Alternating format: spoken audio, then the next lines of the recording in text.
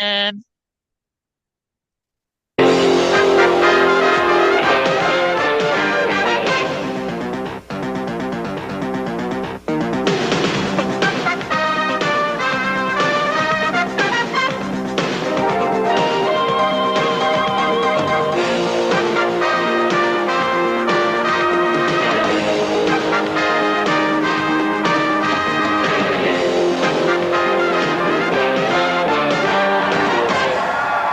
and to another action-packed, exciting hour of the Smoky Mountain Wrestling Rewatch Along Project. This is podcasting the way it used to be and the way you like it. This show is a production of the Something Else Podcasting Network, and it is episode number 121 of Smoky Mountain Wrestling from May the 21st, 1994, tape May 2nd, 1994, at the Roane State Community College in Harriman, Tennessee. My name is Arya, and joining me, as always, is the jaw jacker to my Tennessee torpedo. It's Trae. Trae, how you doing today? Hey, what's happening? Not a whole lot. How about you? Same old, same old. Just keep So on before keeping you on. before you got on the line, I was thinking about cartoons and specifically cartoon theme songs. I know you're a little younger than me, but do you remember Chip and Dale's Rescue Rangers? I kinda. I Okay. was aware of it. So, as part of their theme song, it went "No crime too small." Do you think they were setting themselves up for lawsuits by saying that? Because I mean, then you're going to get every nut coming out of the woodwork saying, "Oh, arrest that person. They're jaywalking." You know, it's like no crime too small. I think that they meant because weren't they like what Yeah, chipmunks? yes, yes.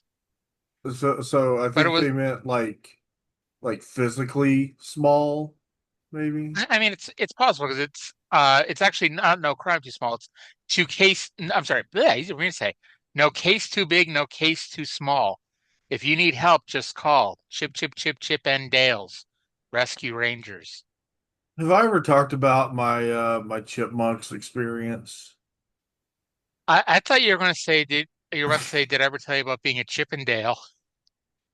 But No. no, you never told us about your chipmunk experience. So I was like 2 years old, and we were up in a park in Minnesota somewhere. And I remember we were like you fed peanuts to the chipmunks. That was the thing in the park. And one of the Hmm. little motherfuckers bit me, and it was very traumatizing for a small child. And then I forgot about that for 16, 18 years until I watched that the Alvin and the Chipmunks movie with like the computer generated Yep. chipmunks, the one with Jason Lee in it.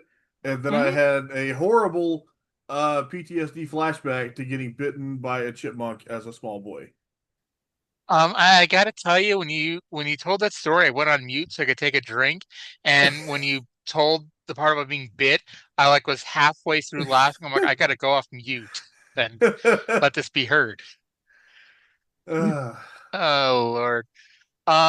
So I once worked in a residential facility, and for an insanely brief amount of time, probably because I'm not the only person who had this story, we had a pet hamster, a group pet hamster. And one of the first days we had it, we were cleaning out the cage, and my job was to reach in and grab the little bugger. Well, the little bugger nearly went flying because the little bugger took a little chunk out of my little finger. God. Ouch. Yes, yes. And it's always like, oh, how hard could it possibly hurt? Like, you go let a hamster bite you. And I oh have my God, a I just put my own PTSD here. So when we were like 5 or 6-ish, we got a dog. And for some reason, this was one weird ass dog because he hated you until he bit you. But once he bit you, you know, he was your best friend in the world. But, with that in mind, imagine telling a 5 or 6-year old, you got to stop and let that dog bite you. Yeah, that's a little that can be a little traumatizing. So next up on Animals Bite Arya and Trae. Trae, do you have any other animals that have Well, bit it's you? funny because Astro Peach has assumed his perch, laying right in front of me on my desk as I record, and it made me think like so. My second youngest cat, Pearl, who is about 3, like she likes to bite, but it's like she is very precise with the like it doesn't hurt. It's just a hi, I love you kind of bite. And Oh, the Astro Peach is very sweet and very affectionate. And he also likes to do the love bite, but he is small and has not mastered the not biting the shit out of humans yet. So yeah, I get bit and clawed a lot by this tiny little lightning bolt that I love more than anything. do you remember the story of when WCW brought a tiger into Nitro for some reason to walk Scott Steiner to the ring, and backstage Rey Mysterio tried to take a picture with it and nearly got his face bitten off? I remember there being a tiger. I didn't remember that being the story. And Well, wow, yeah. Note to self: don't take pictures with wild animals. noted.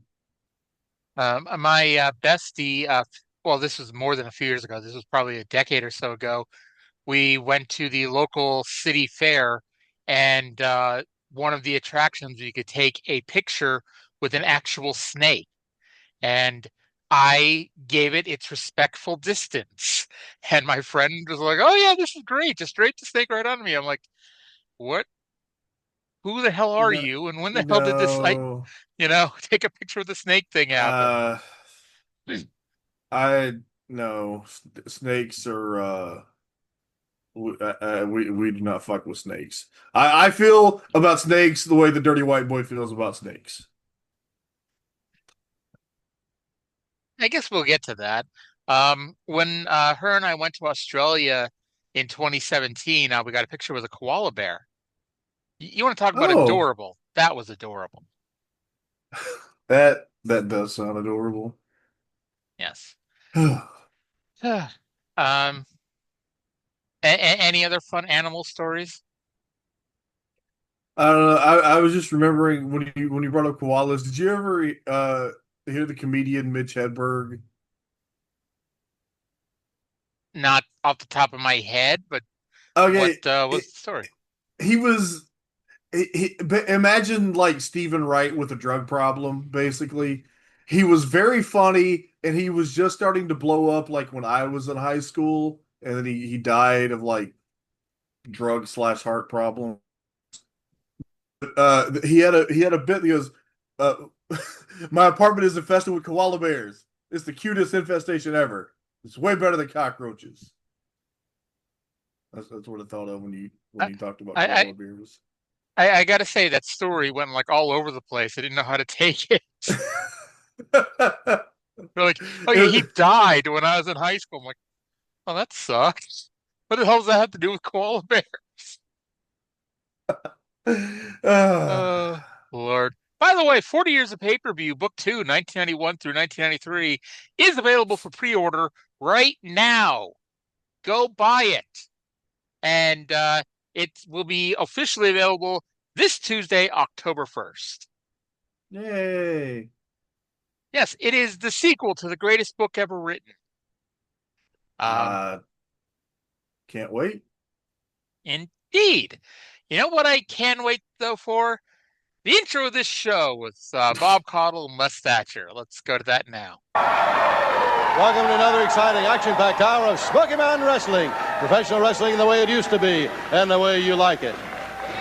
Hi, wrestling fans. I'm Bob Caudle. My partner here, Les Thatcher. We got a great hour in store for all you wrestling fans this week. We're going to go back and we're going to look at some of the highlights of the match that occurred last week between the Dirty White Boy and Jake the Snake Roberts. And that was a match, I tell you, that disgusting might be one way you want to talk about Jake Roberts' match. It certainly was, but any way you call it, he is the new Smoky Mountain Heavyweight Champion, and I've got him on Personality Profile today, so we'll be talking to Jake the Snake Roberts on Personality Profile. And of course, what about a beat the champ? Hey, Bruiser Bedlam, one more time around, and he goes home, retires, $5,000. Let's see who's going to be the lucky or unlucky man to face the Bruiser.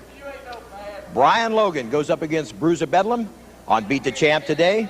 And so, what a good card we've got, Bob. All right, you're right. You're 100% about that lesson. Hey, wait a minute. I see two guys standing right over here. I want to get them in just a moment because I want to talk about this match. You're gonna be Ricky Morton and Chris Candido. That match right here this week. Today. Yep. Me and Chris Candido's going to step right in that ring, and everybody's seen Chris Candido, how you and Brian Lee stole the belts from us. Well, today we're going to have this match, and one good thing about it is Brian Lee is going to be handcuffed in one corner. Robert Gibson's going to be handcuffed in the other corner. That keeps some outside interference. You see, I'm not worried about Robert jumping in, but we know what Brian Lee's capable of doing. But one thing I can say about this match here today is, Chris Candido, that I am going to drop you on your head with the power driver. All right. Power driver illegal, fans, and you've heard Commissioner Bob Armstrong say that anybody use it is going to be fined. All right. You heard it from Ricky Morton. We're ready to go. Let's go to the ring. Okay. So, Trae, when you first watched this, and they said that in one corner, Primetime Brian Lee would be handcuffed to the corner, and the other corner, Robert Gibson would be handcuffed to the corner, and this way there'll be no outside interference. Please tell me the first thing you thought was, well, what the fuck is Tammy doing? That was absolutely the first thing that I thought, yes. It's like, you know, is the power of Christ going to compel her to not interfere in that match? I don't think the power of Christ has ever compelled Tammy to do anything. To run over old men. This was just a terrible sentence that you made me snort at. This is why, if there is a heaven and a hell, this is why we're going to hell. By the way, I was supposed to get raptured today, but I was inside all day, so I got stuck hovering in the corner like a balloon. Heaven for the climate, hell for the company. Yep. So we also get told that Jake Roberts is going to be on Personality Profile. And I got to say, that's a big get for less. I don't know what he had to do, what strings he had to pull, you know, what money he had to pay for this one. But, you know, the Smoky Mountain Heavyweight Champion, his first real standalone interview, Les was able to procure it for Personality Profile. Yeah, and it was 1994 Jake Roberts, so I'm sure he had to give him his money up front. Exactly. And even then, there was only a 50-50 chance that he was actually going to show up. So, man, Les must have had the good cocaine. We'll get to my issues with drug paraphernalia during that interview because I'll wait to tell the story. Anyway, Bruiser Bedlam is going to take on the great Brian Logan today for the TV title. Can Brian Logan prevent Bruiser Bedlam from winning 5 and becoming a retired champion? Probably not. I'm just going to guess. Okay, so up first, former Smoky Mountain Heavyweight Champion, and in most cases the #1 babyface in the territory, Tracy Smothers versus for the lifetime Chris Hamrick. Chris Hamrick has never won a match on this show. Tracy Smothers rarely loses on this show. When they introduced Chris Hamrick, I'm like, did they just tell him he was losing this match? He had some hardcore, I got a job to do face going here. I mean, he had to assume that he would be losing whoever he wrestled, right? Better it be Tracy Smothers than Bobby Blaze. I mean, there's absolutely nothing wrong with Bobby Blaze. We'll get to him in a few minutes. At least it wasn't Glub. At least Glub it wasn't on the show in like 6 weeks. At least it wasn't Glub. Who would have been worse to lose to, Glub or Kendo the Samurai? Not Tim Horner, Kendo the Samurai? I can't decide which one of those is more degrading. Because at least when you lose the glove, you're going to lose the glove in like 20 seconds. So it's possible you won't people won't remember that you're the one that lost the glove. That's true. That's true. Anyway, Tracy got a pair of 3 counts off 2 different crucifixes, but Mark Curtis forgot to count the 3 count, and Chris Hamrick forgot to get the shoulder up. And then, after being put down with a crucifix, Chris Hamrick claimed that Tracy grabbed his tights. And in case you forget, the crucifix has your legs and arms wrapped around your opponent's arms and goes nowhere near the tights. So Chris Hamrick can't even lie well. Hamrick missed a top rope leg drop, and Tracy won with a top rope shoulder block, which Bob called the jaw jacker, even though it wasn't. That was also my umbrage with this segment, and believe it or not, they actually addressed it. Not the fact that Bob and Les got it wrong, but the fact that it was a different move. Yes. By the way, for the first time, what feels like a few weeks, they played the Bring Smoky Mountain Wrestling to Your Town commercial. Yes, I missed it. Yes. Because when was the last time we saw Dixie Dynamite and Nitro Danny Davis wandering through the crowd on the way to the ring? And that one cute blonde chick. Yes. The one time a pretty blonde girl went to Smoky Mountain Wrestling and didn't end up on TV because she threatened a sexual harassment lawsuit. Oh, God. Margie also was not in this promo package. I'm sorry to tell Trae. Sad. Very sad. But it's always funny because, like, that's like, I think, their 3rd TV taping. Because, like, so you got, like, original Primetime Brian Lee, Dutch is in there, Nitro Danny Davis, and Dixie Dynamite. It's like, every time I see it, I'm like, look at all these people who will not be coming to your town if you bring Smoky Mountain Wrestling to your town. Including that pretty blonde girl. She will not be at the show. I was just looking at my notes and I was very confused because apparently I typed that Bruiser Bedlam was accompanied by Jim Crockett. Jim Crockett, neither senior nor junior, accompanied Bruiser Bedlam to the ring. If it helps, I almost said Bruiser Brody earlier, so you know. At least I didn't call him Killer Kyle for once. But I thought. Go ahead. I thought you were gonna say. At least I didn't call him Frank Goodish like Bill Watts did on Mid-South this week. What was it? I forget it was his book or somewhere, but Flair was telling a story once where he was at a basketball game, and of course, you know, it's Ric Flair, so like 8 billion people are gonna come say hi to him. And at one point, Bruiser Brody's son came up and just said, "I'm whatever Goodish," and Flair's like, "Yeah, whatever." Like, "Oh, you worked with my dad," and Flair, like, the cog slowly turned in his head, like, "Oh shit." I remember that story. It wasn't from the book; it was from an interview because I remember him telling it. Yeah. Well, from Ric Flair, we go to Tracy Smothers, which, at least in Smoky Mountain parlance, that's not a bad trade-off. Let's go to Bob and Tracy. Right now, here he is, the wild-eyed Southern boy, Tracy Smothers. Boy, you came out firing there. You're going to need this and a lot more, though, Tracy. I got. Bruiser Bedlam. Bruiser Bedlam. Hey, Bruiser, Cornette, if you're back there watching, man, that wasn't the jaw jacker that you kicked out of a couple of weeks ago. That was the Tennessee Torpedo. That's from Carson Newman College. That's from Springfield, Tennessee, pal. That's a flying shoulder off the top. If I have to drop kick you off the top, I'll hit you with everything for the kitchen sink. Volunteer slam is over. You don't have to worry about the Macho Man Randy Savage. You better worry about the wild-eyed Southern boy, Tracy Smothers.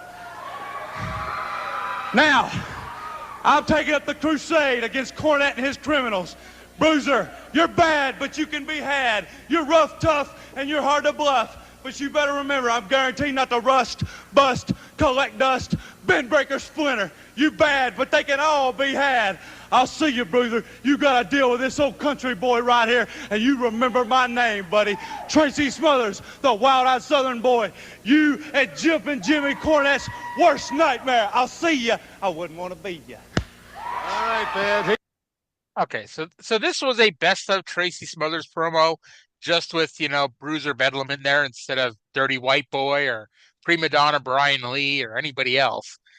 So do you think he's renaming the Jawjacker the Tennessee Torpedo, or did he just forget what move he gave, Bruiser Bedlam a few weeks ago? Was that move, did he not give Bruiser Bedlam the Jawjacker? He did. But it's possible he's just renaming it because, I guess if you were going to call something a Tennessee Torpedo, it is probably closer to what that was because you're spitting in the air versus the Jawjacker, which, you could do a diving shoulder block, or I guess it was more of like a shoulder block kind of forearm gimmick. You could claim that's a Jawjacker while somebody called a Tennessee Torpedo would be spitting in the air. Well, that's what he was saying. He was saying it's not the same move. It's a new move. That wasn't the Jawjacker you kicked out of a few weeks ago. That was the Tennessee Torpedo. Okay. I guess I just listened to the promo differently than you did. I listened to the words that he said. Yes, but I listened to it as he got it wrong. Because the move he gave Bruiser Bedlam is the move that for 120 episodes has been called the Jawjacker. Yeah, we just established he gave Bruiser Bedlam the Jawjacker. That's what he said. No, he said he gave him the Tennessee Torpedo. No, he didn't. He certainly said that he gave Bruiser Bedlam the Tennessee Torpedo. Did he say that after he said he gave Bruiser Bedlam the Jawjacker? Do I need to play the promo again? Please do. Please do. Okay. First time ever on this show, we're going to replay a promo due to Trae and I disagreeing with what was said. Let's go now to Bob Caudle with Tracy Smothers. Yeah, here he is, the wild-eyed Southern boy, Tracy Smothers. Boy, you came out firing there. You're going to need this and a lot more, though, Everything Tracy. I got. Bruiser Bedlam. Bruiser Bedlam. Hey, Bruiser, Cornette, if you're back there watching, man, that wasn't the Jawjacker that you kicked out of a couple of weeks ago. That was the Tennessee Torpedo. See, it was not the Jawjacker he kicked out of. It was the Tennessee Torpedo because he kicked out of it twice. No, he was saying the move that he just did was not the Jawjacker that Bruiser Bedlam kicked out of a few weeks ago. The move that he just did was the Tennessee Torpedo. The move that he did to Bruiser Bedlam a few weeks ago was the Jawjacker. See, we're hearing the same words, but taking it two different ways. He's saying the move he kicked out of a few weeks ago was... Well, why are you assuming why are you assuming the stupid interpretation instead of the obvious one? I don't think it was the obvious one. I think he's changing the names of It's the fucking move that he just did. Why would it not be the move that he just did? I think he changed the names of the moves. I think your head's up your ass. We'll see maybe not next week, because next week is Volunteer Slam 3 highlight. We'll see in 2 weeks. Now, hold on. Hold on right there. Because I already said in my notes here that even if they did rename the move, fucking Les and Bob are going to get it wrong in a few weeks anyway, so we can't base it on that. I guess that's true. I love that for once you and I had an argument that you didn't get pissed off at me and told me to just move on. That's usually how this show goes. But yeah, best of Tracy Smothers promo here. He will not rust, bust, or collect dust. Yeah. See you. Any other thoughts on this promo outside of us disagreeing on the first few seconds? That was a Tracy Smothers greatest hits promo. That's an accurate description. Bruiser Bedlam versus Brian Logan for the Beat the Champ TV title. And we got to say, Bedlam has had an easy road to hoe since getting through that rigged Tracy Smothers drawing. He sure I think we can has. agree on one thing. That was a rigged event. Yes, that was a rigged event. They didn't even pretend that it wasn't. 6 words about this match. Bedlam won with the stomach claw. Uh, yeah, that's about. I wrote. I'm getting the impression that Bruiser Bedlam is not worked by the hour. He worked for a little less than 2 minutes here. Hey, there you go. He doesn't even like his name being introduced. He just storms the ring, runs off Brian Matthews, and hits his opponent and hits them again. Oh, he's got social anxiety. He doesn't want to be introduced. There you go. It's a very real thing. Yeah. Now we're in May, and we've talked before about how this company, and I mean a lot of wrestling companies do too, but it's a lot of we're going major show to major show, and as soon as the last major show ends, it's like it never happened, and it's on to the next one. Well, they announced what turns out to be one of, if not the biggest shows in Smoky Mountain Wrestling history, and it's only like 10 weeks away. However, you, person listening to this right now, can win a contest where you can go to the Night of the Legends on August 5th in Knoxville. Let's go to a quick little ad for this announcing the big show. On August 5th at the Knoxville Civic Coliseum, Smoky Mountain Wrestling presents its biggest event to date, the Night of the Legends, a celebration of Knoxville wrestling history. Many of the greatest names in East Tennessee history will be on hand live to be inducted into the Knoxville Wrestling Hall of Fame, and you can be part of it. You can win front row seats, backstage passes, souvenirs, and $100 cash spending money by voting for Knoxville's greatest wrestler.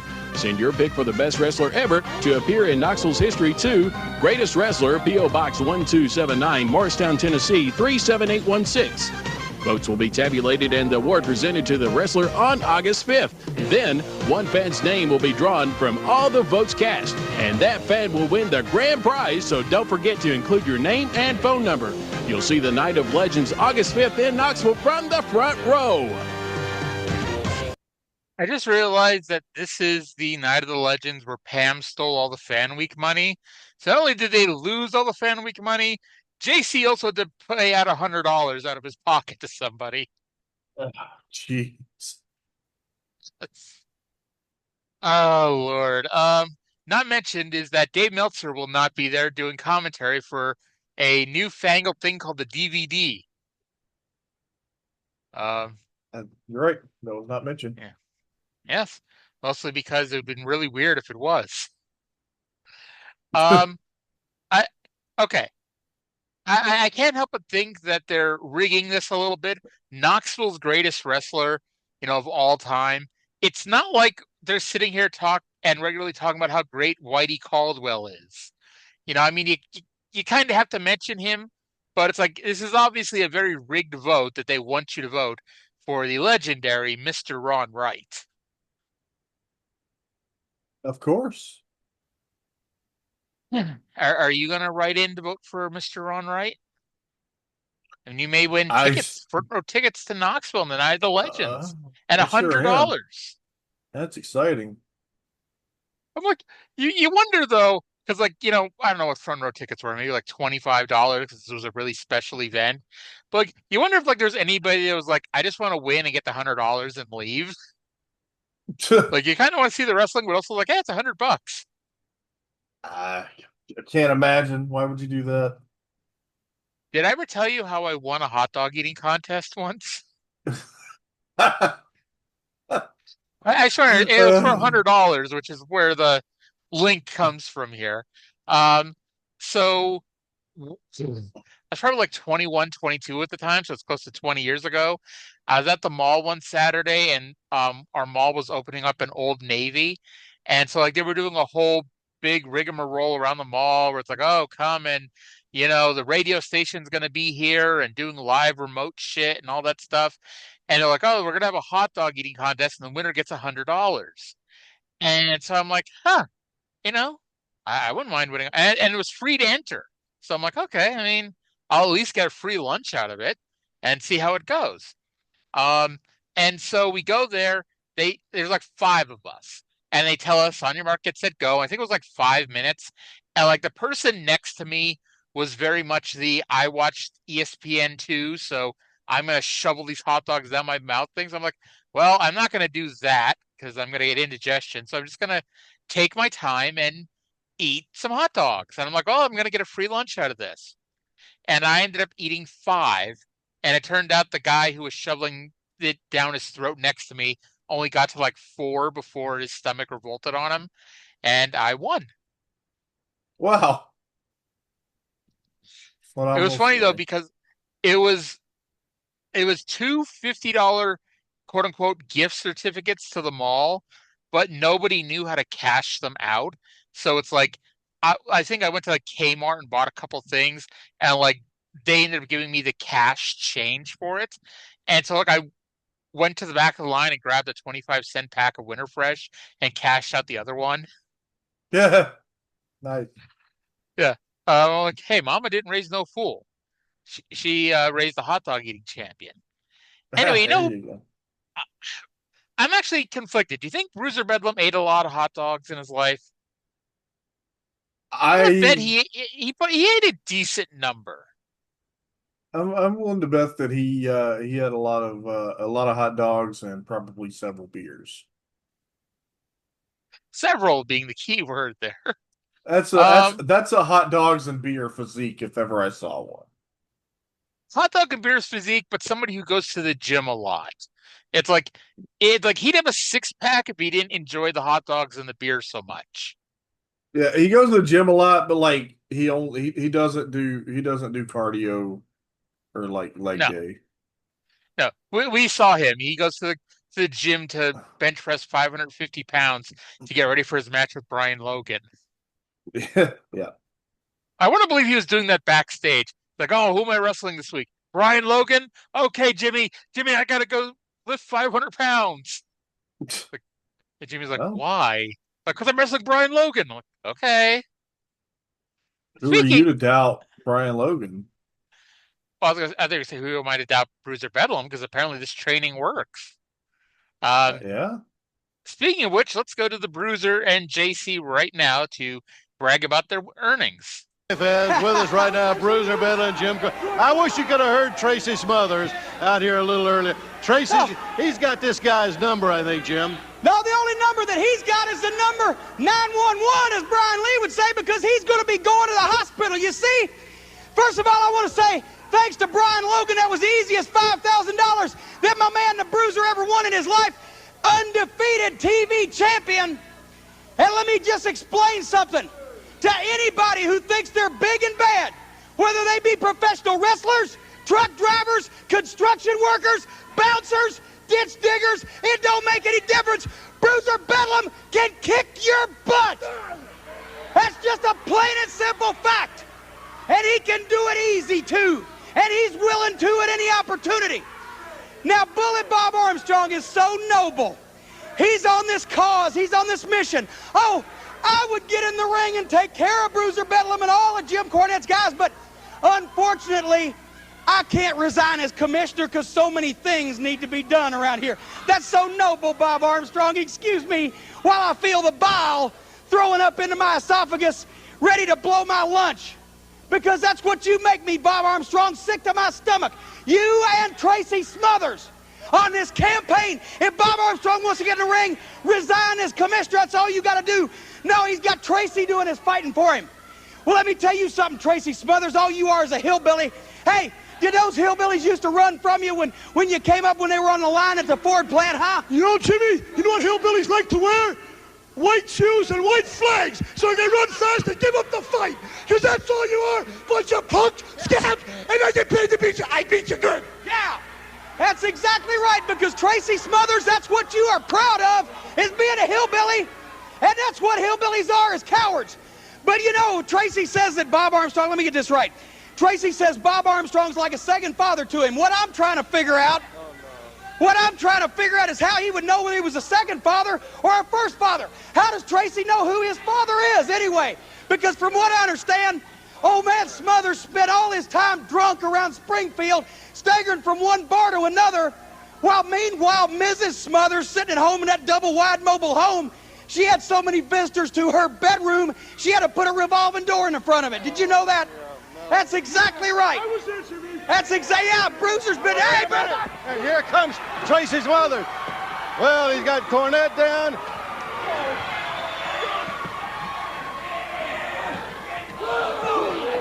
Something, oh, and I tell you, they just knocked our desk winding. He had, what in the world? Brass knucks. Where in the world did those come from? He had brass knucks. I saw him, Jim. The Bruiser had brass knucks on his head, and now he's got Smothers. All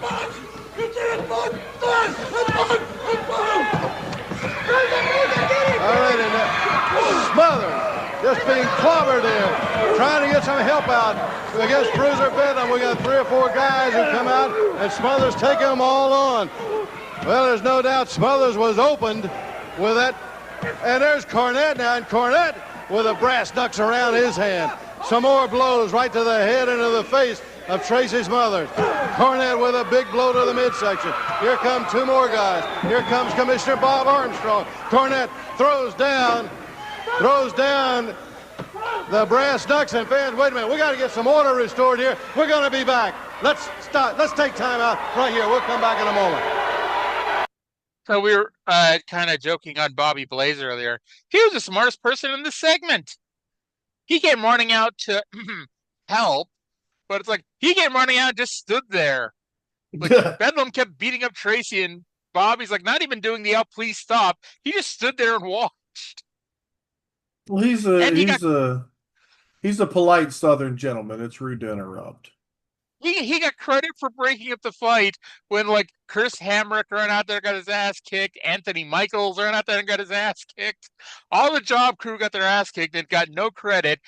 Bobby Blaze ran out, stood off to the side, and got the credit for breaking it up. That's brilliant. Good work, Bobby Blaze. I like that Jim Cornette thanked Brian Logan. I thought it was an excellent bit of sportsmanship there. He thanked his opponent. You know, he mocked Bob, and apparently hillbillies, and I don't spend a lot of time around hillbillies. I know you live in Texas now, but, you know, we mentioned you've lived a little bit east of that before. Do hillbillies like wearing white flags? No, they like the other Confederate flag. Ah. Well, I mean, that is a cowardly flag to wave, so there's that. See, and it's funny because, and we'll get to this in a minute, but with the promo, I thought they were building up a coward waves the flag match. Well, don't you feel dumb? I do.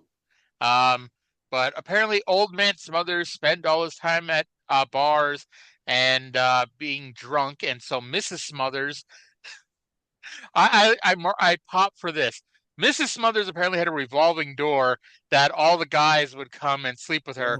And Bruiser yelled, "Me too, Jimmy. Me too." That was my favorite part. The Bruiser had visited Tracy's mother, allegedly. Yes. Or so does that mean that Bruiser could be Tracy's daddy?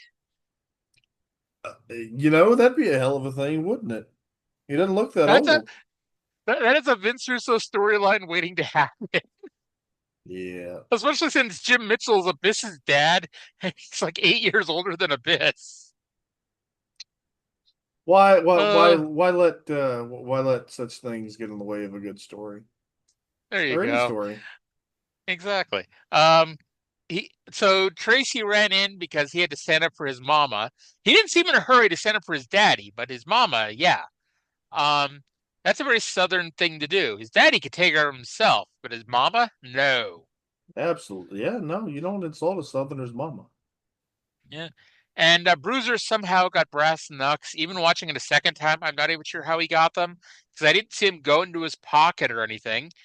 It's possible that when Tracy went after Cornette, that Cornette tossed them to him, but I missed that. But Tracy broke the announce cabinet. But apparently, and JC told this story a few years ago, the announce cabinet was in like 5 parts. So while together it was heavy as fuck. Like they just plucked it apart and it was easy to move. So Well, that's Don't good. don't feel too sad about the announce cabinet falling apart. I shan't. All right. So we go from there immediately to a Tracy Smothers promo, and I'll mention why I laughed at one of Tracy's lines, and not in a good way, in about 96 seconds. Fans right now here with Tracy Smothers, Commissioner Bob Armstrong, Bobby Blaze. They're holding up Tracy. Commissioner, I got him in my hand. Look at that, brass ducks. Look what it did to him. You know he had something. That's exactly what he had, right, Trace? I can't hardly keep my composure. Bob, I don't know what he hit me with. He crossed my running ice. We got it. I ain't never asked you for nothing ever in this world, but this guy's gotta be stopped, Bob. He's gotta be stopped. You've been like my second father, and all the stuff he's done to you, now he's busting my head wide open. If you're so big and you're so bad, how come you gotta hit me with brass knucks to put me down? I'm still standing, by God, and I'll be standing a long time when you're gone. I don't give 2 cents about you, Jimmy Cornette, Bruiser Bedlam. Like I said, you're bad, but you can be had. You bleed just like me. You're a man, and you feel pain. The South is going to rise again, because I want a coal miner's glove match. Before I had some problems, and by gosh, that's my match. You laugh at all the coal miners, but the coal miners are the toughest people in the world. And that coal miner's glove will be just like brass knuckles, and we'll see how your blood flows, big boy, because I'm coming after you, bad boy, Bruiser Bedlam. Let me just say this. If that's what you want, Tracy, After what just happened, I usually don't condone these kind of matches, but you got it. You got a coal miner's match as of right now, anytime you want it. All right, fans, you heard it from Tracy, Commissioner. Okay. So Tracy is standing there and announces he's still standing. What made me laugh was Bobby Blaze was holding him up. Well, if Bobby Blaze let go, he might not still be standing. And that's why we're lucky to have Bobby Blaze. And you were questioning, why is Bobby Blaze still here? Was I? Probably. I don't know. He's not one of your favorites. Not that, he's great or anything, but, So he wants a coal miner's glove match, and it does make you question, and I get the reasoning for this. He feels that Bruiser Bedlam looks down on Southerners, and coal mining is a very Southern thing. But I have to think about it for a second, because so you're going to take a guy who can beat the fuck out of you with just a regular punch, and now you want to put him in a situation where he could make the punch even deadlier. Well, that's why you're not Tracy Smothers, because he's a badass. He just wants a fair fight. And I'm still alive. That too.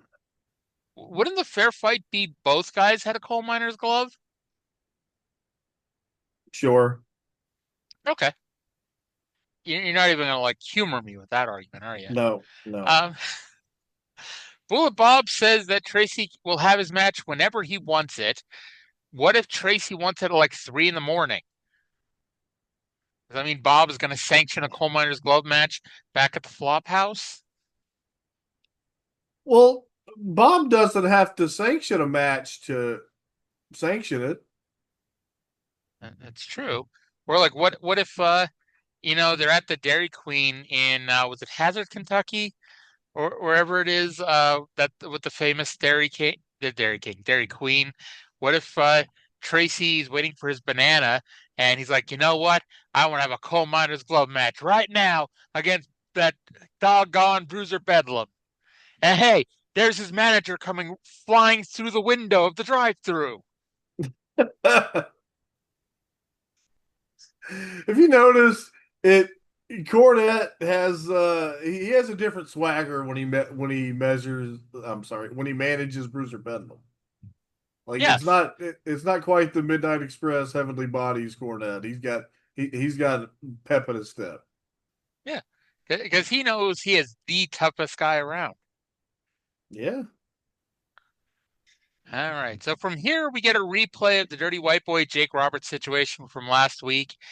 And I had to laugh because, the finish of the match, because White Boy's blinded and Jake took a flash photo of White Boy. I thought it was incredibly disrespectful towards the former champion that when they brought it out of the replay, there was like a giant flash on the screen, like a flash effect. Yeah, you're right. That's very hateful. Yeah. So let's go to White Boy, who wants he wants his title back. Right now, the Dirty White Boy, we got a chance to go back and look at some of the action that occurred last week in that title match with Jake the Snake Roberts. White Boy, I felt like you were at a disadvantage with that eye from the opening bell. Well, maybe so, maybe not. I'm not making any excuses. The fact was, Jake the Snake did what he wanted to do. He wanted to get under my hide. He wanted to make me mad, and it cost me the Smoky Mountain title. But Jake the Snake, I've been back in the back talking to Bullet Bob Armstrong, the commissioners, and there is going to be another title shot regardless whether you like it or not. The contracts is going to be signed, sealed, and delivered. These big city boys, they go all over the world and they think that they can fool these old country boys. Well, maybe one time you can, because we give you the benefit of the doubt. But it'll never happen again, Jake the Snake. Because what's got to happen now is I've got to reach down inside. It's time for a gut check. It's time to get mean and nasty. We got snakes running around the hills of Tennessee. And the way us old country boys take care of them, we take a 12-gauge shotgun and we blow their heads off. So, Jake the Snake, you get ready, because I'm coming snake hunting. We'll see you. All right, the Dirty White Boy fans, and he... Alrighty, so contracts will be signed for a rematch, and I think he just said he plans on shooting Jake. You sure he didn't just say he was going to shoot on Jake? I had to say, I was going to say, well, I don't think White Boy really has, a shooter's ability, but I'm like, well, he's wrestling Jake, so I don't think Jake really can shoot either, but Yeah, exactly. I guess you never know. Exactly. So yeah, this feud must continue for about 3 weeks. Actually, what is it? It's June 17th, June 19th, whatever day that is. It's a Sunday in June. I think it's June 19th is the day that everything in the sports world happens, and OJ cost Cornette a house.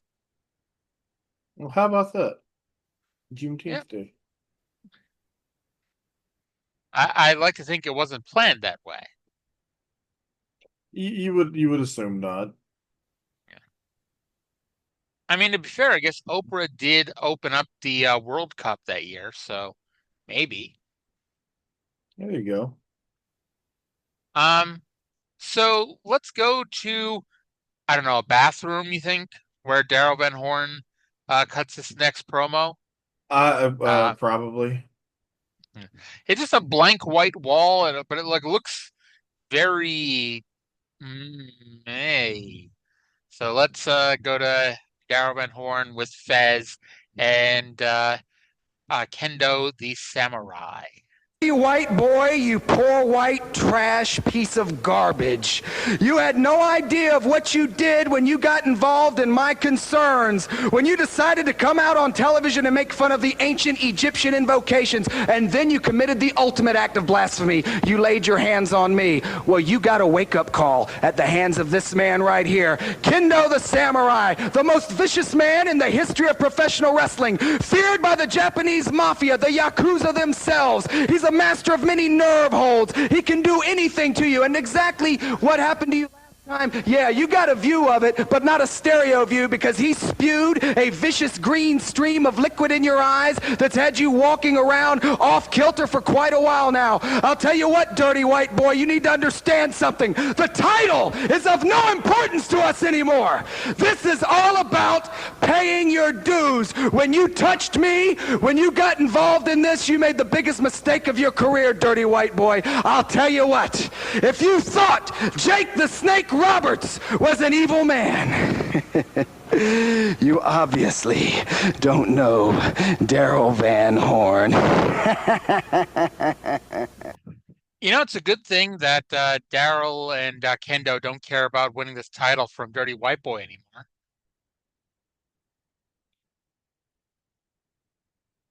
If Trae wasn't on mute, he'd agree with me. I did. I agreed with you even though I was on mute. You just didn't know it because I was on mute because I'm a dumbass. So Van Horner did his promo while Tim Horn did Kata's. And I had to laugh because I'm assuming Horner is as deadly with the nunchuckus when he's not trying to hit you, because as soon as Horner pulled out the nunchuckus, Daryl Van Horn stepped off camera far away from Horner. Yeah, wouldn't you? I would, but I also wouldn't want him playing with his nunchucks when I was in the room. There's no guarantee those nunchucks did not fly out of his hand and hit somebody. Yeah. Well. Do you think do you think that lighting rig that Pam nearly knocked over by throwing T-shirts out at the Night of the Legends, that lighting tower was already dented with Horner throwing the nunchucks at it accidentally? You think that Horner used the nunchucks as part of their role playing? Oh Lord, maybe those nunchucks has seen the deepest, darkest Eastern Kentucky. You think any podcast in the history of podcasts has ever talked more about Tim Horner's sex life than ours? Probably not, and Cornette's the one that said that they were fucking. we just didn't disagree with that. I mean, it's yeah. Something else, the podcast that Pam Lawson would sue if she knew we existed. Yeah, let's never get famous. Huh? Yes. Well, I'm trying. My book isn't being bought by anybody, so see, I'm doing my part. So I should do my part by not buying it. I mean, did you ever buy I guess you did buy the first one, just haven't read it yet. I did. Yeah. I did buy it. It is the book that Dave Meltzer said, "Did I ever read your book?" He probably didn't. He probably didn't mean it as mean as I said that. Let's go to personality profile with Les and Jake. On personality profile today, you can call him devious, you can call him master of the mind games, but you must call him the new Smoky Mountain heavyweight champion, Jake the Snake Roberts. Jake, first of all, where's the belt? Where's the belt? Jake Roberts has never had to wrap a title around his waist for the people that are out here on the streets and sitting in the stands to know I'm the best there is. So why should I carry a piece of metal with me when it'll look just as good at home? And no need to bring it out here because there's not anybody here that can take it from me. Well, Jake, one thing for sure, I've known you a long time, and it's like the spider drawing the bug into his web. The snake drew the champion into his lair and came up with the belt no matter where it's at. That upsets me right there. You say you've known me for a long time. Well, let's say nobody really knows me. I don't even know me. I come to this ring, I don't think about what I'm going to do. It just happens. Right. But I want to clear the air of several things. Number one, I was accused of trying to blind Tony with a camera. Let me tell you something. I wanted to get the last picture of the champion. That's all I was doing. Right. Okay. Another thing, it's come to light that, Jake Roberts has gained some weight. Well, when you have victory meals every night, my man, you're going to gain some weight. You know? I understand you make well, okay. You eat well, all right. And you are well. Another thing, they say, well, you drew him into this, you suckered him. To sucker somebody, they have to be a sucker. Now, I'm not calling Tony a sucker, but he might be a blowfish. Well, let's say, we're saying this person said that and that person said that. This vicious rumors, mind you. I know, but the dirty white boy says it's time for a gut check. What does the snake say? Let's do this. As the new champion of Smoky Mountain, it is my privilege to do something for these, to do something. And, you know, if Donnie Allison had a race car that went around that track, was it NASCAR? NASCAR? Yeah. And 200 miles an hour, and he won every race that year, and the next year they come out with a new model with wind designs and a few more horsepower, he'd retire that car, wouldn't he? I think he would, yes. It's the humane thing to do. That's my motto. I stand on that. It's the humane thing to do. If a bull has sired 1 million calves, and all of a sudden he can't quite get the job done, and I'm not talking about Tony, what do? You retire him. You put him out to pasture. It's the humane thing to do. If a woman can no longer have children, they give her a hysterectomy. And folks, that's not a history lesson. It's the humane thing to do. If Secretariat wins every race, wins a Triple Crown, sets records, breaks a leg, what do? You shoot him. It's the humane thing to do. Now, I've got people working 24 hours a day for the fans, my fans. You know those little sleeping masks? Yes. I'm giving one to everybody as my gift, because when Tony and I meet again, it's the humane thing to do, not to let you see it. Shine a little light on this, Tony. Let's be honest. Don't be foolish. Don't be foolish. You had your fun. It's over. Shine a little light on you. The humane Jake the Snake Roberts, that's been our personality profile. Okay. I'm going to make some jokes, but before I do that, I'm just going to say this. That was a fucking great promo. Yes, it was. That was a fucking great promo, and it sucks that Jake's head's not all there. And spoiler alert, this does not work out with him and Smoky Mountain, because even though him in the ring is shit right now, get these fucking promos on TV every week. You got something. I assume that he didn't have the belt, because as soon as he got to the back with it, Cornette was like, "Give it here." You're nicer than me. I wrote he may have already sold it for crack. That was like Cornette wanted it as soon as he saw it.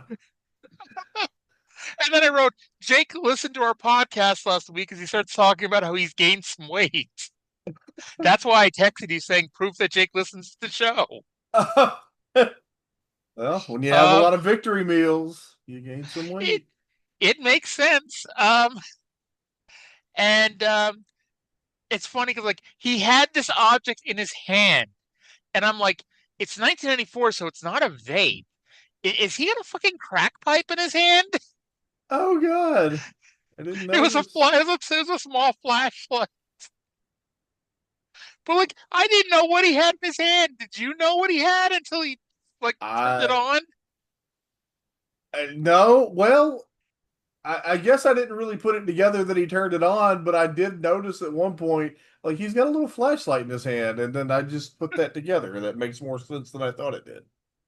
It made more sense than him having a crack pipe in his hand. Yeah. I have to apologize because I don't even know if crack was Jake's drug of choice. Although, you know, I'm sure if you asked Jake, there probably weren't too many drugs that weren't his drug of choice. I believe that it is on the record that Mr. Roberts was a fan of the crack. You know, Whitney Houston told us that crack is whack. She makes doesn't it like she made too much money to smoke crack or something like that. I guess Jake was not too rich of a man. He was a man of the people, I guess. I'm sorry, that was mean of me. All right, so remember like 2 weeks ago when we were talking about what was coming up the next few weeks, and I noted that it was a random Thrillseekers tag match from the last TV taping that was going to air during this TV taping. Mm-hmm. I'm not even sure why they had to do it. I guess they may not have taped enough stuff because like it was very obvious that like they did not tape this in advance thinking, oh, we're going to air this 3 weeks out of order. Like they obviously did it and it was like, well, we taped too much stuff a few episodes ago, and instead of pulling a Vince Russo and just editing all the matches down to 30 seconds, they just pulled the match and used it in the future. So it was the Thrillseekers versus, greatest tag team of all time, Killer Kyle and Inferno Brimstone. Yeah, and I was confused because the website that I found the results for just had it as the Infernos. So poor Killer Kyle didn't even get credit. But I actually gave them more credit than you did because they said the Thrillseekers are on tour, and I assumed that Jericho was is in Japan or Mexico one, and Lance was doing whatever Lance does. But maybe they had enough foresight to know, well, the Thrillseekers aren't going to be at the next taping, so let's have a match in the can to show with the next set. That's possible, I guess. This was, according to ProWrestlingHistory.com, this is combined with show 118 from April 30th, the show that had Bruiser Bedlam and Tracy Smothers on it. So, and also the famously something Kendo the Samurai Brian Logan match. That sure was famously something. It's possible that that's why we haven't seen Kendo on the show anymore, because even Cornette has limits to how bad he can let shit be on his TV show. Yeah. So I'm actually curious because I know Lance got married in April of '94, but then we saw him on a whole bunch of shows. So it's possible that he took the time off while Jericho was off touring the world. It's like, well, we don't need one Thrill Seeker, so let's just give Lance a few weeks off to A, enjoy his wedding, and B, perhaps move to Tennessee, because I think it was around this time when he moved. Because, yeah, he didn't wrestle from the April 4th TV taping until, and Trae, I hope you're sitting down for me saying this, his next match was on May 19th. Wow. Yes. At the Colette Street Rec Center in Morgantown, North Carolina. And do you want to know who the Thrill Seekers took on that day on May 19th in Morganton? They took on your favorite tag team, who we're about to hear from. Actually, we didn't actually talk about the match. The Thrill Seekers won when Lance pinned Brimstone with the elevated spinning heel kick. Killer Kyle, poor bastard, since Cornette has left him, he's just going from partner to partner, and now he's breaking up the tag teams to find a partner. I'm sure that Fire had a flat tire, and they just had to sub somebody in. The funny thing is, I could not remember who the other Inferno was. Thank you, Trae. You're welcome.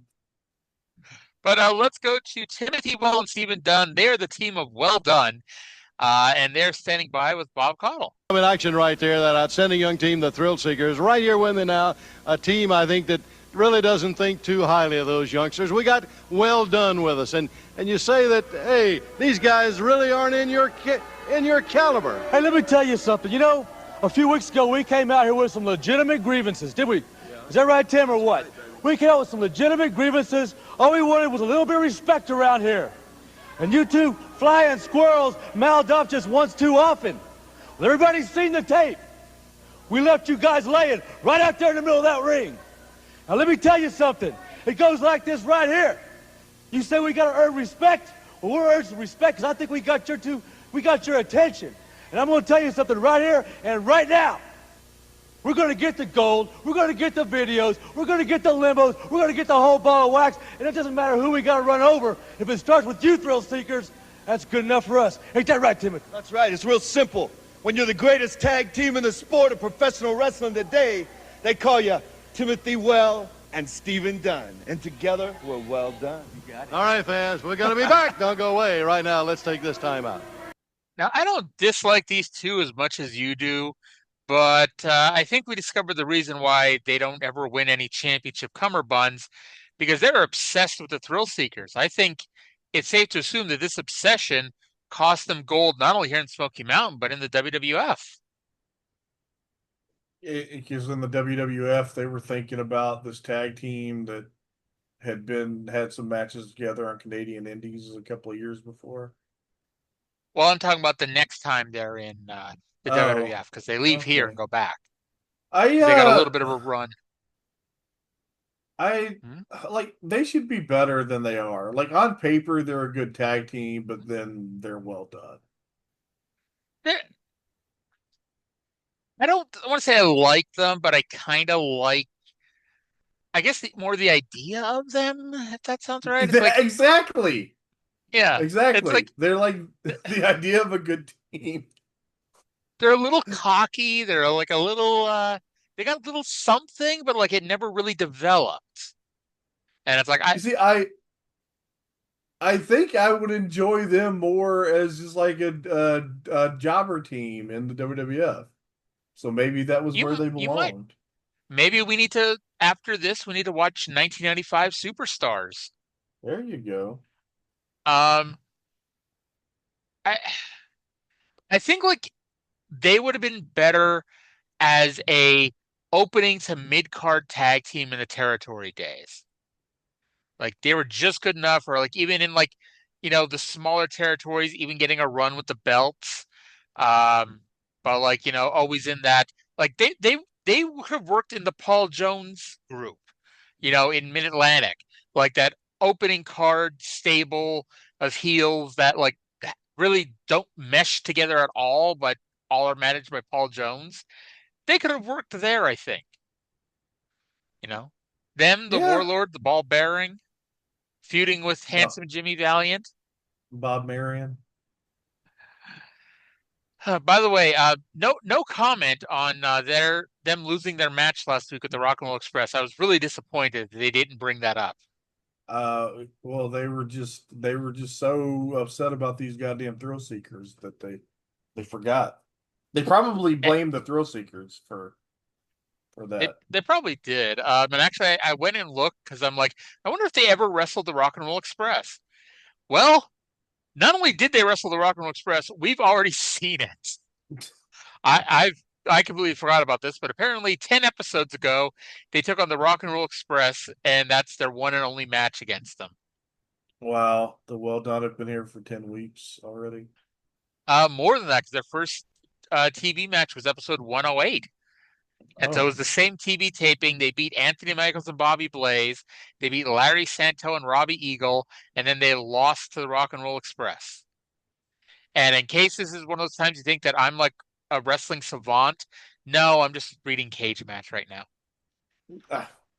How dare you? You're a phony. Right? A big fat phony. I'm sorry. While I get over this, let's listen to a Tammy Fitch promo. And let me take it off mute. Ditto? Fine, come on, you have your... Yes, we're going to be back. Don't go away right now. Let's Sorry, I'm going to start it over.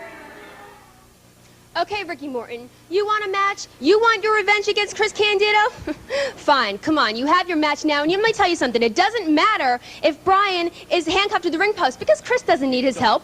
He's just going to pile drive you one more time, and this time he's going to fix you for good. That's right, Ricky Morton. The last time I pile drive you, it was just in self-defense. But today I'm going to pile drive you on purpose, and this time you're staying pile drived. All right, I love the idea that he accidentally pile drove him, or he did it out of self-defense. Well, yeah, it's a like Michael Cole would say, a desperation pile driver. He kicked out of instinct. That's my other favorite one. It's like you can only imagine sleeping with a wrestler where it's like every 2 seconds they're shooting their arm up in the air. And I meant literally sleeping, not I guess that would even be weirder. That would even be weirder if you're riding a wrestler and it's like every 2 seconds they shoot their arm up. Do you remember the opening match of Starrcade '98? It was like Kidman and Rey Mysterio and Juventud Guerrera in a 3-way match. Yes. It made me laugh. It made me laugh so fucking hard that like Juventud was down on his back. And then the other guys were like doing like spots and trading pins, and the referee counted at 2, and Juventud kicked out even though nobody was near him. I do not remember that, but that was a great match. It was. That It was was like very good. that was the week that they were pushing Kidman as like maybe the next guy, or maybe not the next guy, but like the next breakout guy. Because like after he won the three-way, they had the immediate match with Eddie Guerrero, Yeah, yeah, that was a big night for Kidman. and that was a few days before he Eddie got into the car accident on New Year's Eve. Oh yeah, it was. Yeah. Now that I brought the show down, um, Yeah. so Primetime Brian Lee is growing in his Undertaker beard. He's letting his hair get darker.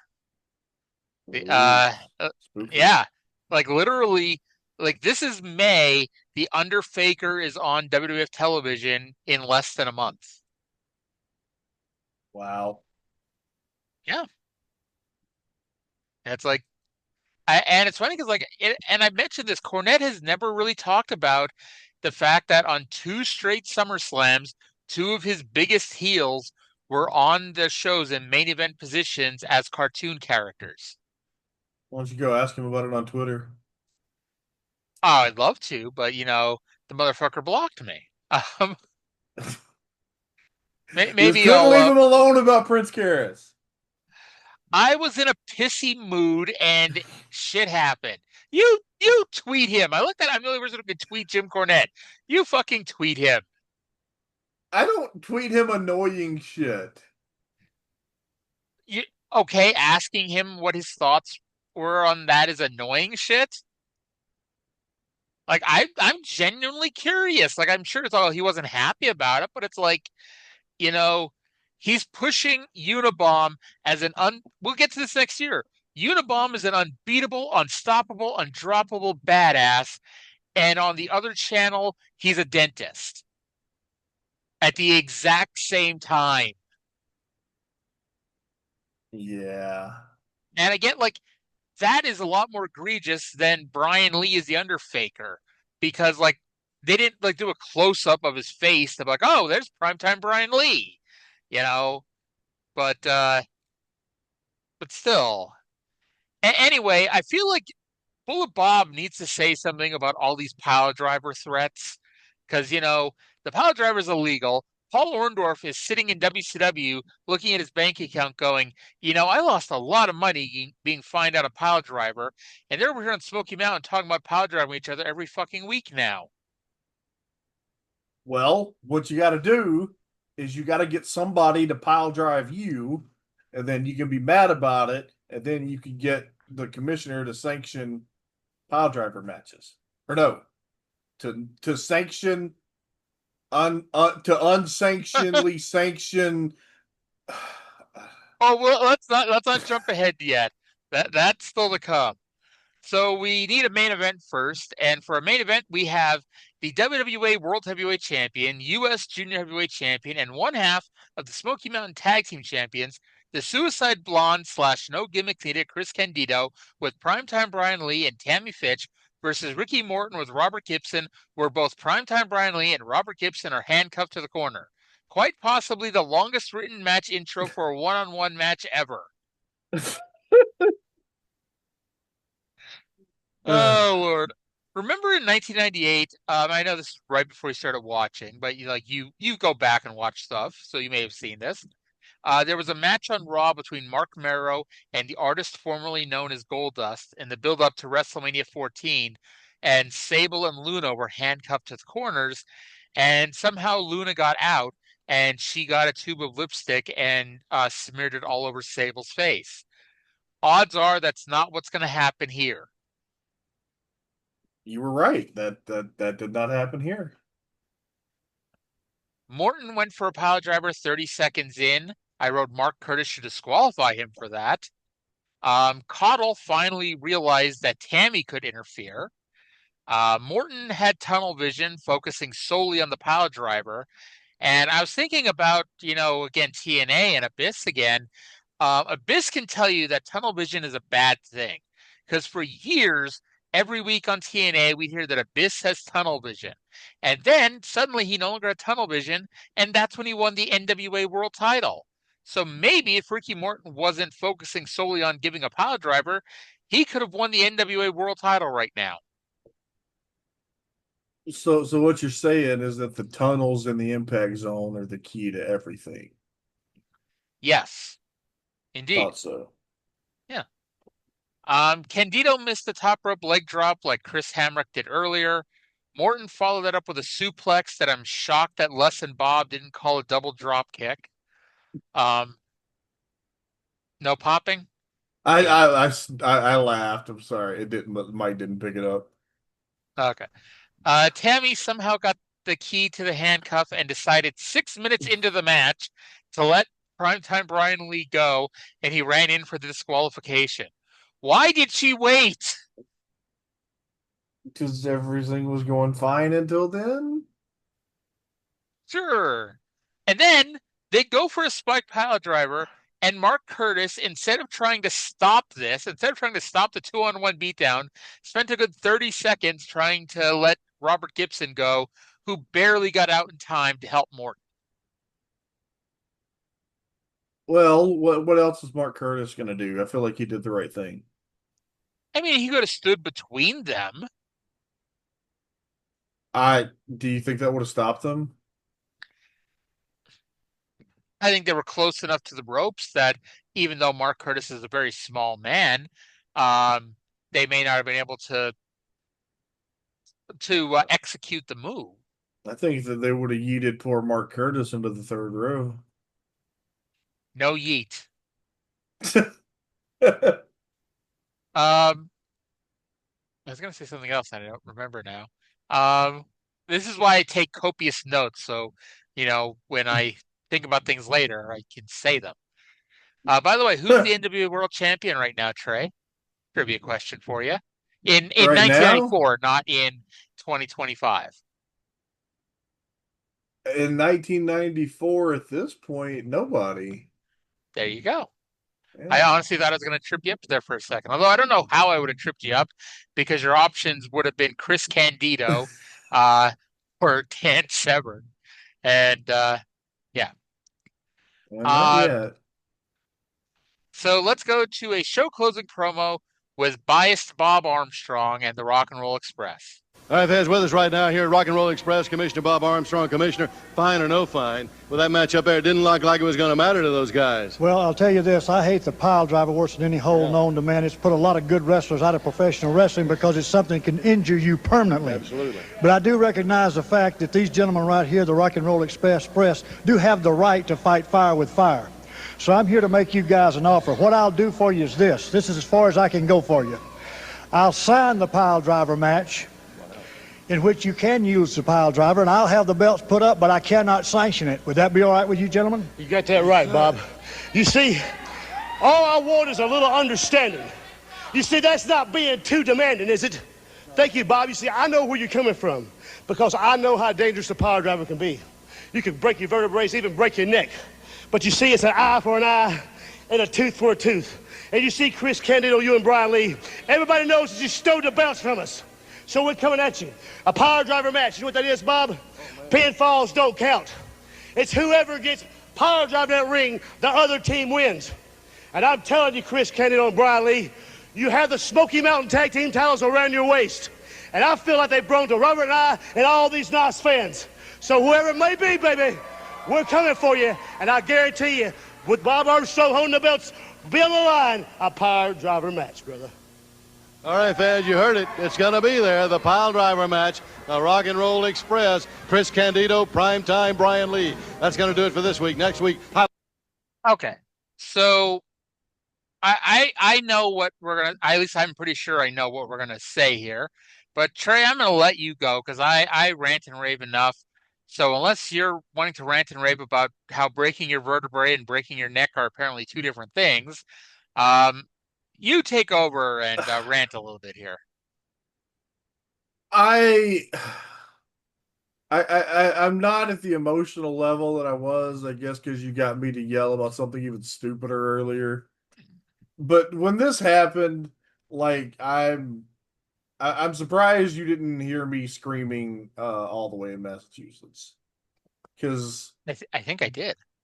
That is the stupidest goddamn thing. It is an unsanctioned pile driver match that is for the tag team titles, which requires sanctioning. I don't have the energy for this anymore. This reminds me of like when WCW would have Uncensored, which was their unsanctioned pay-per-view, and there were like 5 titles on the line. I did think about poor Paul Orndorff and how he should have hired a lawyer to get back his money from all the fines he had to pay for his pile drivers when Bob Armstrong said that he would never, ever allow the pile driver to be legal in a match. Well, at least Paul's getting that WCW money. There you go. I showed you the Paul Orndorff heel turn, right? Probably. There was a moment in Smoky Mountain, which was like the greatest thing ever, early on, like the 8th or 9th episode, where Orndorff had been mad about not being allowed to use the pile driver, but he was still a tweener. And like one day, I think it was Danny Davis that pissed him off, and they had a match, and Paul Orndorff went pile driver crazy, and like gave Danny Davis a pile driver, and then like one jobber after another ran into the ring and all got hit with a pile driver, and it was just tremendously wonderful. That does sound tremendous. So that does it for this week. 121 down, 79 to go, Trae. Yeah, we're getting there. Another year and some more. Yep. What is I think it's like and I know we like skipped a week or two here, so this may not be accurate, but I think it was like I went and figured out one time, like around the same period of time, we're going to be talking about Mid-South becoming the UWF, Gino Hernandez dying, and the last episodes of Smoky Mountain Wrestling. That's exciting. It's exciting. Yes. All right. So, do you want to know what else is happening in the world of wrestling before we wrap things up here? I sure do. All right. So the trial against Vince McMahon is coming up very shortly. And this week, Vince's lawyers successfully argued that the charges against Titan Sports should be dropped, especially because they were the exact same charges they were charging Vince McMahon as. And Vince McMahon, as 100% owner of the company, by charging Titan Sports with the exact same crimes, you're charging Vince McMahon for the same crimes twice. So Titan Sports is no longer a defendant in the steroid distribution case. Well, that's good at least.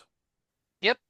WCW held their Slamboree 94 show this weekend, which, thanks to Rick Rude and Evad Sullivan being injured and replaced by Vader and Cactus Jack, ended up being a very well-received show. And now, as I write that, technically, Vader did not replace Rick Rude. Sting replaced Rick Rude. It was supposed to be Rick Rude versus Vader. But anyway, Sting versus Vader and Kevin and Cactus versus the Nasty Boys were both tremendous matches to end the show. And Cactus and Kevin Sullivan won the tag team titles in a Broad Street Bully match with David Schultz #3 as the referee. Not to be confused with David Schultz #1 and David Schultz #2. Yes, this was not Dr. D. David Schultz. This was not the David Schultz that got shot by John DuPont. This is a guy who played for the Philadelphia Flyers. I haven't watched this show in a while, so when I get to this for book #3, I'm going to have to notice. Apparently, the Philly crowd, shockingly, I know, they chanted for both ECW and Sabu. Well, how about that? Yeah. That ECW is gaining some steam. It's like that Beavis and Butthead. It's, all right. Would it be hilarious, like, if Jericho started talking about ECW on Smoky Mountain like he does Beavis and Butthead, until every few weeks we'll just randomly see like ECW clips in the background. That'd be tremendous. Yes. Speaking of ECW, and Trae, I'm sorry to have to spoil some ECW for you, but some big news out of the land of the Eastern at this time. This week, the Bruise Brothers and Joey Styles all left ECW. Ron and/or Don and Don and/or Ron hurt some fans during some recent crowd brawling, and Joey quit over wanting more money. And of course, as we all know, Joey Styles never comes back to ECW. How long is he gone? I didn't even know this happened. I think he's gone for like a month.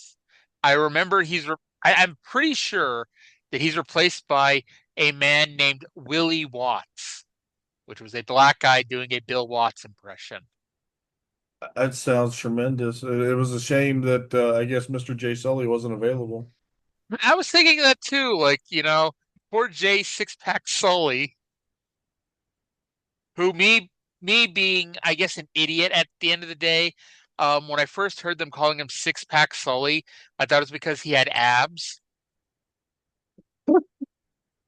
That is not why they call him Six Pack Sully. Jumping Jay Sully. Yes. Poor Jay. I know we've said this before, and I'll say it again. Like, if you've never seen those early ECW shows, especially when they were hosted by Jay Sully and Eddie Gilbert, that was some good shit. Like, everyone remembers Joey Styles, obviously, and like Joey's great, but there was something about Jay Sully and Eddie Gilbert that like just worked. And if you want to go through that whole period, you can do so on the Oh My Godcast, which will be back eventually. See, I was going to make a joke, but I didn't want you to get mad at me. There are other things in life, you guys. Professional wrestling isn't the only thing in life. But by the time you catch up to the Oh My Godcast, it might be time for a new episode. So I normally stop these things at 3, but it's a good thing I kept reading The Observer because Dave had the line of the year. There was a article in the May 24th LA Times newspaper entitled "Ted Turner Locks Horns with the WWF." In response to the WWF legal problems, Ted Turner made a point of saying his wrestlers were clean. WWF spin doctor Steve Planamenta responded by saying, "We would love to match drug tests with that organization anytime." Dave, with the line of the century, wrote, "In Japan, they do grandstand challenges for dream matches. In the U.S., they do grandstand challenges for clean drug tests." Yeah, that's tremendous. It's accurate. Yes. Dave popping me 31 years later. Yeah. All right. So we made it slightly long. I love that the show that only has one 1 hour show, we always go longer than the show we do 2 shows. I don't know how that works, but it does. Because like Smoky Mountain, like this week, let me go through here. So we had 1, 2, 3, 4, 5, 6, 7, 8, 9, 10, 11 audio clips. And if you take out the intro, well, not even take out the intro because there was an interview with that. Take out the commercial for the Night of the Legends. That's 10 interviews. Like, yeah, Mid-South, we usually get like that one really long segment at some point. But like generally speaking, they'll have maybe 3 interviews, maybe 4. World Class, if we added up the last 20 shows, we may not get to 10. So like, yeah, that's also why, like, because there's a lot of stopping and going on this show. Well, we have a good time. That's what matters. We do, and it's too bad that the listener out there doesn't, stick around to enjoy us having a good time. Do they not? I mean, to be fair, I guess I don't know how long they actually listen for. There's probably a stat somewhere where I could find that out, but I don't know. I'm kind of afraid to look. Maybe it's better to not know. If you're out there listening to this, because this show is our most listened to show on a weekly basis, for better or for worse. If you're listening to the sounds of my voice right now, comment below and I will give you a shout out next week. Yes. There we go. And all of a sudden, all of our listener is too shy to say something. Oh, I hope not. So 40 years of pay-per-view, book 2, 1991 through 1993, greatest book of all time, a second time. Go buy it, go pre-order it, enjoy it on Tuesday. Let's see if anything is happening. Oh, by the way, did you see Cody Rhodes is #1 in the PWI 500? I did not see that. That's checks out. I mean, it kind of makes sense. I was a little surprised that Zed didn't make the top 10. Oh, did he not? That's a little No. oh. Apparently Hiroki Goto did, but not Zed.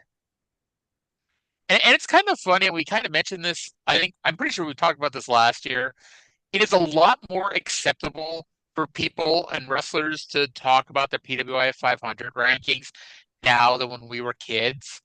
Like, I still remember the story about how Ahmed Johnson tried to use his PWI 500 ranking to get a raise out of Vince.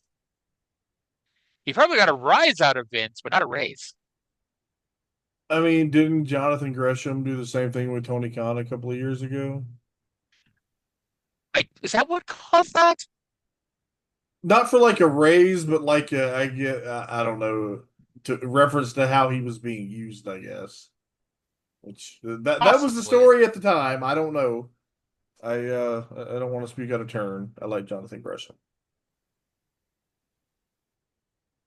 Okay. I thought for a second that the PWI 500, the cover was a Willow, which is not a bad thing to have as the cover, but for the PWI 500, Willow is probably not the #1 thing. I guess that's a month-old magazine. So the top 10 in the PWI 500, Cody Rhodes, Jon Moxley, Gunther, Hangman Page, Hiroki Goto, Jey Uso, Swerve Strickland, Seth Rollins, Mystico, and Will Ospreay. And I gotta say, I mean, I know how, like, we're arguing the PWI 500. I don't know about Swerve or even Ospreay being in there when ZSJ is a 2-time world champion this year and didn't make the list. Or not, I'm sure he made the list. He didn't make the top 10. I'm not going to argue about the PWI 500. I gotta see, because I saw what was number 500. And it was like a total gimmick that I'd never heard of. And so let me see if I can find the PWI Twitter page. I By the way, I did once try to write for PWI. I wrote them actually I wrote them a couple emails and they just ignored me. I mean, I'm sure they get it a lot, so I mean, I'm not complaining. Let me see. There's some very skinny guys in the PWI 500, like super skinny. Let's see. Devin Storm is number 492. Oh. Yes. Keep scrolling. I mean, I guess I'm not really expecting somebody from WWE to brag about their PWI 500 ranking, but it's like, here's every indie guy most people have never heard of being retweeted by PWI with their ranking. I know somebody tried to tell me once, and I have no reason to not believe this, but somebody tried to tell me once that especially all of the indie guys, they have to buy their ranking or buy into it. But that person's also a douchebag, so take that for what it's worth. Yeah. Jesus. Okay. So please tell me if you've heard of this person. Cereal Man. No. Oh, tell me everything about Cereal Man. He hails from the Milky Way galaxy, and the description is mysterious grappler dons mask shaped like box of cereal. Won a 4-way match with Dark Sheik, El Chupacabra, Juice Lee in January to scoop up the Hood Slam Golden Gig Championship. poured itself into 2 successful defenses before loss to Kid Bandit, beat Shaq Cartwheel in a non-title matchup. Oh wow, this that 4-way sounds like a Lulu. Indeed, and Chris Nasty is next to him, but it doesn't say. It's cut off before showing his number. He's probably in the 496, 497 range. But Serial Man, who you can follow on Twitter at L Serial Man, EL Serial Man. And you can tweet him, or not, well, you can tweet him too, I'm sure. You can email him at lserialman@gmail.com for booking info. Trae, we may have to reach out to L Serial Man. Oh, absolutely. Yes. By the way, speaking of people being on the show, whatever happened to the Gino Hernandez lady? The what? The lady who wrote the Gino Hernandez book. Oh, well, so I was just trying to think about when would be a good time to do it. I was thinking closer to the time the book comes out, which should be probably early next year.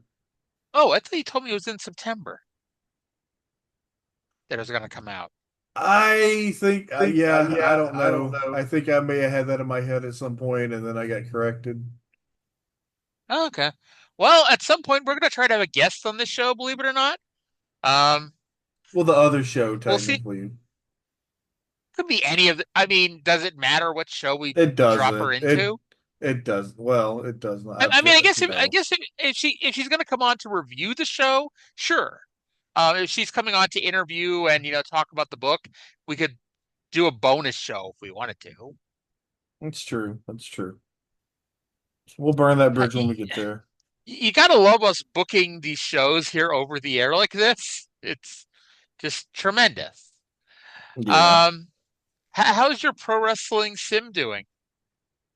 I did book another week or so of TV the other night. I need to get back on it. I'm ever so close to Starcade.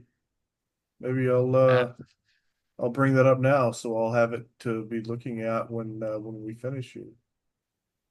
What is the Starcade main event currently? I know you probably don't want to jinx it because anytime you try to book in advance on that fucking game, they immediately get injured or fail 3 drug tests. Yeah, so hopefully, if all goes well, it's going to be Sting and Vader. So this was the 91 Starcade, right? 92. Okay. Okay, yeah, the game started 92. I was like, man, you jumped ahead, didn't you? But I guess not. All right. Played all the way through a year, almost. All right, so that's going to do it for this week's fun, fantastical program. Smoky Mountain Wrestling, that is, not a talk about the PWI 500 and PWS and Gino Hernandez. Although there's never a bad time to talk about Gino Hernandez, let's be honest. That's true. That's true. But that's going to do it for this week's show. Thank you all for listening. Hope you all enjoyed the show. And we'll talk again in 7 days. Bye.